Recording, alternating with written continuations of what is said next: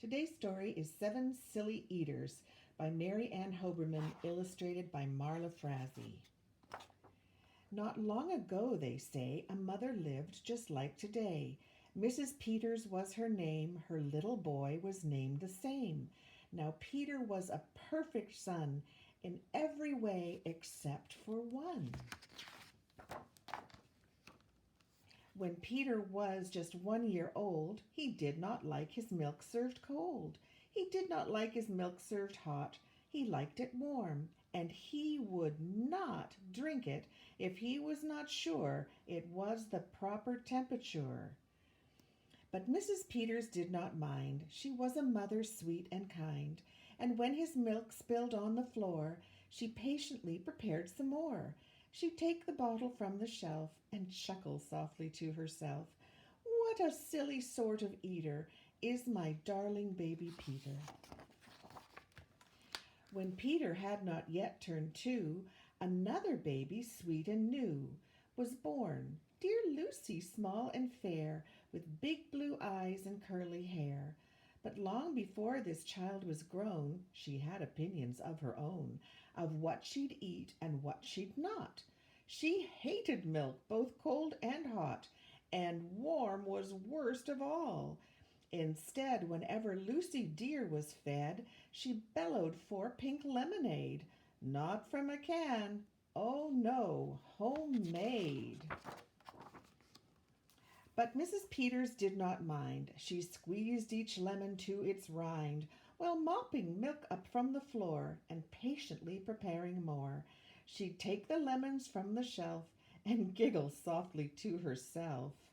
What a silly pair of eaters are Lucy dear and Peter Peters. Now Lucy grew and Peter grew till he was 3 and she was 2. And who was one? Why, little Jack, with eyes so brown and hair so black. A happy baby, never cross, but all he'd eat was applesauce. Peeling apples by the pound, Mrs. Peters faintly frowned. She'd take the apples from the shelf and murmur weakly to herself, what a silly bunch of eaters are Lucy, Jack, and Peter Peters. Peter, Lucy, and young Jack had another brother, Mac.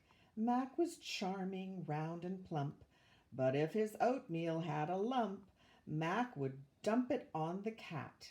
Mrs. Peters hated that. But since she loved her children 4, she'd strain the oatmeal 2 times more. She'd take it from the pantry shelf and mumble sadly to herself, what a foolish group of eaters are my precious little Peters. Before another year was through, who came along?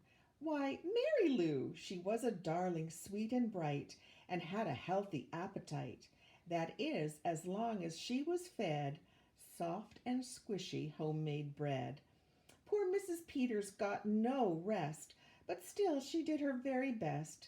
She'd take the flour from the shelf and mutter feebly to herself, what a fussy bunch of eaters are all my lovely little Peters. A year rolled by, the children grew. They really are a splendid crew, sighed Mrs. Peters, pinning pins and diapering her brand new twins. Little sisters, quick and smart, impossible to tell apart. But Flo liked poached eggs, Fran liked fried. If she mixed them up, they cried. Tired to the very bone, Mrs. Peters groaned a groan. She'd take the eggs down from the shelf and whisper weakly to herself, what persnickety young eaters are all my 7 little Peters. Now time went by as time will do, and as it passed the children grew. The problem was that as they grew, their appetites kept growing too, but not their choice of what to eat. Each child continued to repeat. They wanted what they'd had before. The trouble was they wanted more. creamy oatmeal, pots of it, homemade bread and lots of it, peeling apples by the peck. Mrs. Peters was a wreck.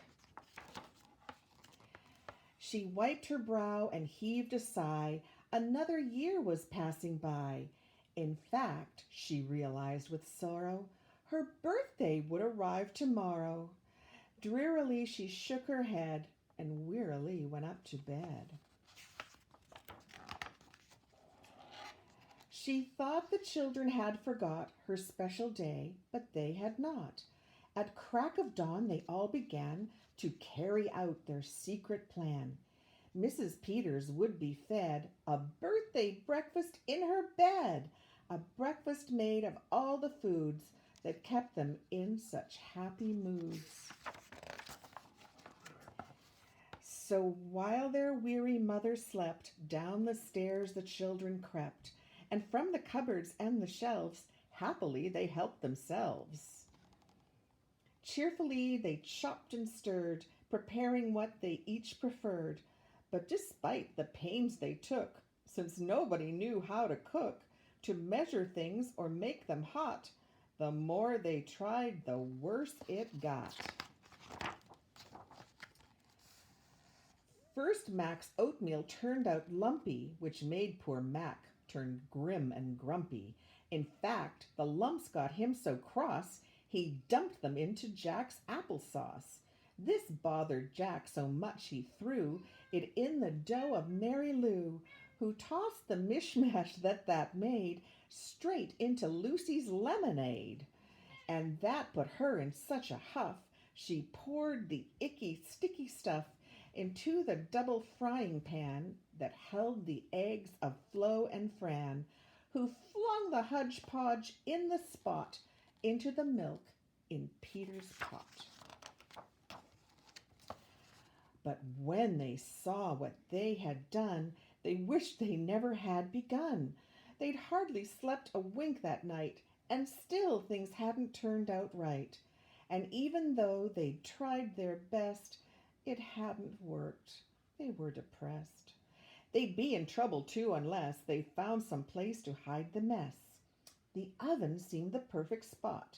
They all forgot that it was still hot. They stuck the pot inside, and then they all went back to bed again. The clock struck 6, but on they slept. Meanwhile their mother softly stepped down to the kitchen, smelled a smell. What could it be? She could not tell. It smelled so good. She sniffed some more and opened up the oven door. She woke the children with her cries. They all came running in surprise, and in the kitchen what they found was Mrs. Peters dancing round, and in the oven, no mistake, a pink and plump and perfect cake. And as their mother danced with glee, she cried, "A birthday cake for me! A birthday cake still piping hot! To think I thought that you forgot! Now tell me, please, how did you make this pink and plump and perfect cake, so high and light and smooth as silk?" "It's smooth and silk from all my milk," said Peter. "Lucy said it's pink from all my lemonade, I think, and from my apples," added Jack. "My oatmeal made it soft," said Mac. "My bread dough, too," said Mary Lou. Said Fran and Flo, "As for its size, it was our eggs that made it rise." Then everybody sniffed some more and danced around the kitchen floor. They put the cake upon a dish and lit the candles. "Make a wish," the children cried, "before you blow." And Mrs. Peters did just so. And what is more, her wish came true, as birthday wishes always do. And from that day to this 'tis said, the Peters family all is fed. A single simple meal, just one. A meal that's good for everyone. A meal on which they all agree, made from their secret recipe.